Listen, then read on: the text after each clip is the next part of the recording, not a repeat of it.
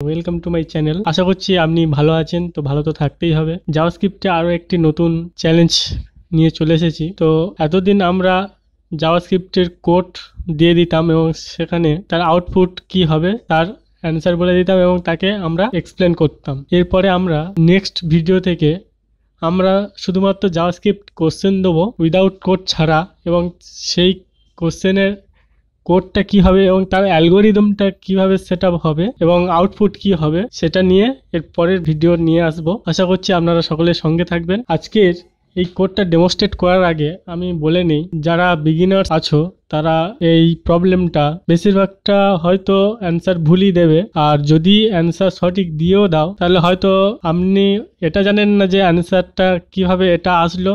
আর যদি জেনে থাকেন তাহলে খুবই ভালো, কংগ্রাচুলেশন। প্রবলেমটা কি আছে দেখে নেবো আমরা। তো ভিজুয়াল স্টুডিও কোডে যাচ্ছি আমরা। এখানে একটা খুব সহজ সিম্পল একটা কোড। তো কোডটা আমি নিচে ডেসক্রিপশন বক্সে কোডটা পুরোপুরি দিয়ে দেবো, ঠিক আছে? ওখান থেকে কপি করে আপনারা প্র্যাকটিস করতে পারেন। তো এখানে দেখো একটা ভেরিয়েবল ডিক্লেয়ার করা হয়েছে এবং তার মধ্যে একটা অ্যারেও রয়েছে এবং বিতে আর একটা স্লাইস এবং পুশ দুটো মেথড কাজ করছে, ঠিক আছে?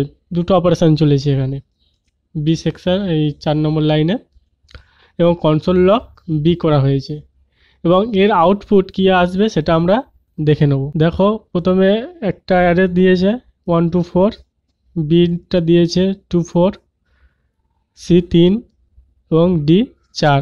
এর মধ্যে কোনটা আউট হবে নিচে কমেন্ট সেকশানে কমেন্ট করো এবং আমি এর পরে বলে দেবো যে আউটপুট কোনটা হবে, অ্যান্সারটা কি হবে, এবং পুরোপুরি এক্সপ্লেন করে দেবো যে অ্যান্সারটা এটা কেন হলো। তো ভিডিওটি না স্কিপ না করে পুরোটা দেখতে থাকো, অনেক কিছু শেখার আছে এবং অনেক কিছু শিখতে পারবে আশা করি।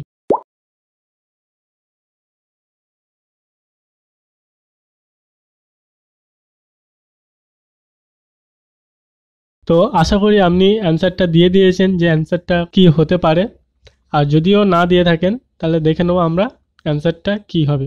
তো প্রথমে আমরা অ্যান্সারটা জেনে নেবো অ্যান্সারটা কি, কোন কোন অপশানটা হবে। তো অ্যান্সারটা হবে এই যে সি, এই যে 3 অ্যান্সার কীভাবে হচ্ছে বা কেন হচ্ছে সেটা আমরা এক্সপ্লেন করব। তো চলো, প্রথমে যারা বিগিনার আছো তারা এটা তো দেখে বুঝতে পারছো যে এটা কি। এটা একটা ভেরিয়েবল ডিক্লেয়ার করা হয়েছে এবং যার মধ্যে অ্যারে রয়েছে। তাহলে এখানে কি রয়েছে? অ্যারে। তাহলে এর মধ্যে কি রয়েছে? অ্যারে স্টোর রয়েছে 1 2 3।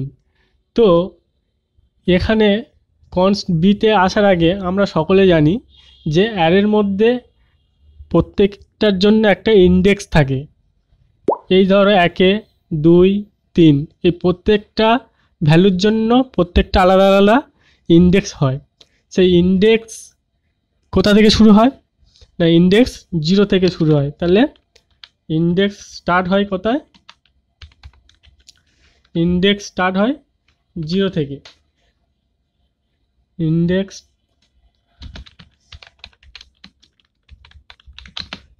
স্টার্ট হয় 0 থেকে, ঠিক আছে? তাহলে যদি আমি 0 ইন্ডেক্স দিয়ে কল করি, 0কে কল করি, 0 ইন্ডেক্স হিসাবে কল করি, তাহলে আমরা ভ্যালুটা কী পাবো? 1। যদি 1 ইন্ডেক্স দিয়ে আমরা বির ইয়ের কাছ থেকে ভ্যালু চাই তাহলে তার ভ্যালু পাবো আমরা 2। ঠিক তেমনই যদি আমরা 2 ইন্ডেক্স দিয়ে একে কল করি তাহলে তার ভ্যালু পাবো 3, ঠিক আছে? তাহলে আশা করি এখানে ইন্ডেক্স নম্বর কটা আছে আশা করি সকলে বুঝতে পেরেছে। তাহলে 0 1 2 ইন্ডেক্স ভ্যালু হবে, মানে এই ডাটার পরিপ্রেক্ষিতে আমি বলছি। এবারে আসবো আমরা 4 নম্বর যে কোডটাতে আছে। তো প্রথমে বি একটা ভেরিয়েবল ডিক্লেয়ার করা হয়েছে, ঠিক আছে? তো বি কি করছে না, এ ডট স্লাইস, স্লাইস মানে ভাগ করা, ঠিক আছে? একে ভাগ করছি কি হিসাবে ভাগ করছি না 0 থেকে 2 ইন্ডেক্স পর্যন্ত ভাগ করছি। মানে 0 থেকে 2 ইন্ডেক্স পর্যন্ত ভাগ করা মানে 0কে নিয়ে, ঠিক আছে? 0কে নিয়ে 2 পর্যন্ত। তাহলে 0কে নিয়ে 2 পর্যন্ত মানে 0 নেবো, কিন্তু আমরা 2 যে ইন্ডেক্সটা আছে সেই 2 ইন্ডেক্স ভ্যালু আমরা নেবো না। তাহলে 0 থেকে 2 পর্যন্ত নেওয়া মানে 0 থেকে 2 পর্যন্ত নেওয়া মানে তাহলে কি হচ্ছে না 0 থেকে নেব, কিন্তু 2 যে ইন্ডেক্সটা আছে তার ভ্যালু আমরা নেব না। তার মানে এখানে দাঁড়াচ্ছে তাহলে 1 আর 2 দাঁড়াচ্ছে, এইরকম ব্যাপারটা হচ্ছে। 1 আর 2 আমরা নেব, কিন্তু 3 আমরা ভ্যালুটা আমরা পাবো না। তাহলে আশা করি বুঝতে পেরেছো যে স্লাইস দিয়ে আমরা কি করছি। তো স্লাইস মূলত এইভাবে কাজ করে, ঠিক আছে। তাহলে স্লাইসের প্রথমে যেখান থেকে ভ্যালু আমরা যতটুকু নিতে যাই সেই ভ্যালুটাকে এইখান দিতে হবে 0 ইন্ডেক্স, এবং যত দূর পর্যন্ত নিতে যাই তার আগের, মানে আমি নিতে চাইছি 1 আর 2 ভ্যালু নিতে চাইছি, তাহলে 1 আর 2কে আমি দেখাতে চাইছি।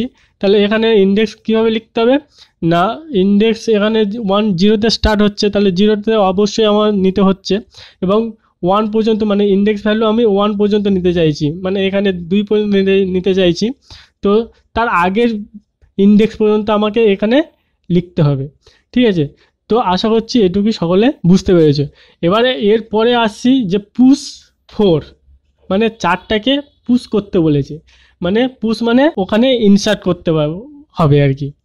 তাহলে এখানে দেখো 0 থেকে 2 নেওয়ার পরে আমাদের নতুন অ্যারে কি এসছে 1 2, তার সাথে আমরা কি করব 4টাকে পুশ করে দেবো, ঠিক আছে। তাহলে নতুন অ্যারে কি হয়েছে 1 থেকে 1 2 4 এরকম এসছে। এবার সকলে বলবে তাহলে তো এটা আসা উচিত, তাহলে এই অপশান এটা তাহলে সঠিক হবে। তাহলে এটা না হয়ে আপনি কিভাবে 3 বলছেন।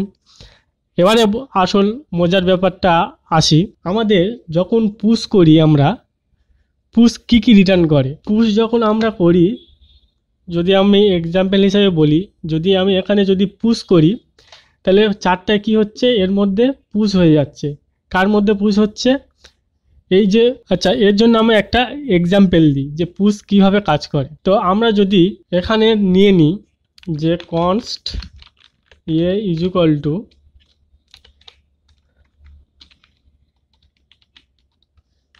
এ বি সি আর const b is equal to a dot push, কি হচ্ছে সরি এখানে আমরা দিয়ে দিচ্ছি, দিয়ে পুশ কি করে না, পুশ নিজে একটা, এই যে পুশ এর নিজে একটা অ্যারেকে রিপ্রেজেন্ট করে না। এ কি করে, পুশ হচ্ছে ওই অ্যারের মধ্যে লেন্থ কতটুকু আছে সেটাকে রিপ্রেজেন্ট করে। সেটা কাকে রিপ্রেজেন্ট করবে, এই বি যে ভেরিয়েবলটা নিয়েছি এটাকে রিপ্রেজেন্ট করবে। আর যদি আমি এটাকে কনসোল লক করি তখন আমরা এটা অ্যারেটা, মানে লাস্ট পুশ হয়ে এর অ্যারেটা কি হয়েছে সেটা আমরা দেখতে পাবো। তাহলে আশা করি এটা মোটামুটি ক্লিয়ার নয়, আমি এর যখন কনসোল লক করে দেখাবো তখন আপনারা ক্লিয়ার হয়ে যাবে। তাহলে কনসোল লক করে দেখি, কনসোল লক করে যদি আমি ইয়েকে কনসোল লক করতে যাই তখন আমি কি বলেছি, পুশ কি করে, পুশ নিজে একটা অ্যারে রিপ্রেজেন্ট করে না, ঠিক আছে। পুশ শুধুমাত্র ওই অ্যারের মধ্যে থাকা যে লেন্থটা সেই লেন্থটাকে রিপ্রেজেন্ট করে, ঠিক আছে। এটা সবসময় মনে রাখবে। তো তাহলে এখানে আমি ইয়েকে রিপ্রেজেন্ট করছি, তাহলে ইয়ের এখানে কিন্তু কোনো পুশ পারফর্ম হয়নি, তাহলে এখানে অ্যারেটাকে রিপ্রেজেন্ট করবে। আর এখানে যেহেতু পুশ পারফর্ম হয়েছে, এই বি যখন কনসোল লক করব তখন এর লেন্থটা, এই যে এর যে লেন্থটা পুরোটা হবে, নতুন যে লেন্থটা হবে সেই লেন্থটা রিপ্রেজেন্ট করবে। তাহলে দেখে নেওয়া যাক প্রথমে এর আউটপুট কি আসে। তো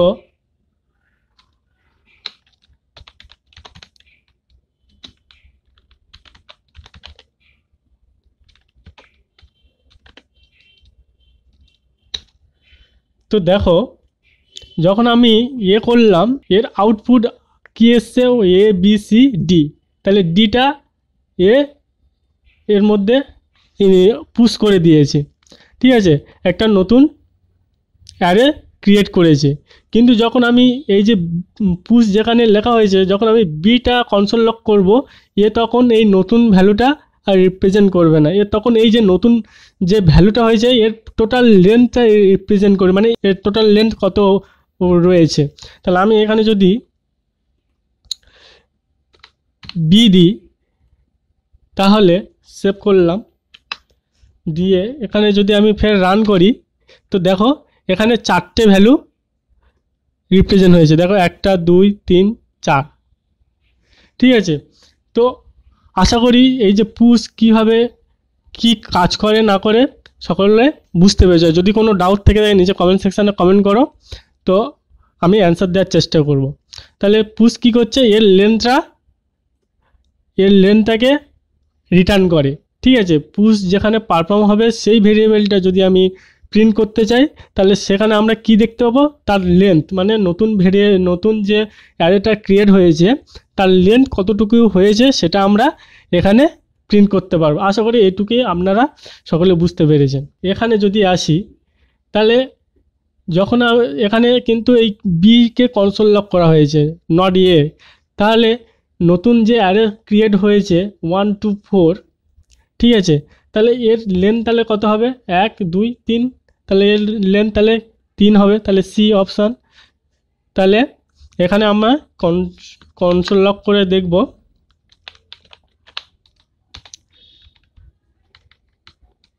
ইন্ডেক্সকে, এর আউটপুট কী আসে।